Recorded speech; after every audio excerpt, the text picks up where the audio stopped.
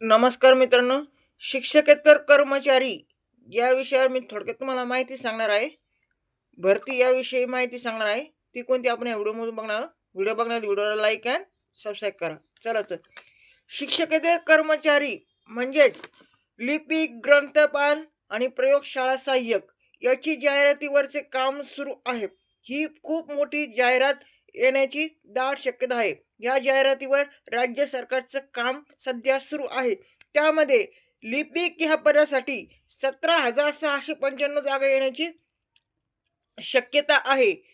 त्यासाठी तुम्हाला शैक्षणिक अर्हता ही ग्रॅज्युएशन, इंग्रजी 40 आणि मराठी 30, टायपिंग हे असणे आवश्यक आहे. लिपिक ह्या पदासाठी त्यासाठी 17,695 जागेसाठी जाहिरात येण्याची दाट शक्यता आहे. ग्रंथपाल ग्रंथपालमध्ये 2,118 जागेसाठी जाहिरात येण्याची दाट शक्यता आहे. येण्याची दाट शक्यता आहे. ग्रंथपालमध्ये विज्ञान विषयातील BLI, BSc ही त्याला क्रायटेरिया आहे. तरी ज्यांचं ग्रंथपाल या विज्ञान विषयातील BLI, BSc हे झालेलं आहे त्या विद्यार्थ्यांनी याची नोंद घ्यावी. त्यानंतर प्रयोगशाळा सहाय्यकमध्ये 4,048 जागा येण्याची दाट शक्यता आहे.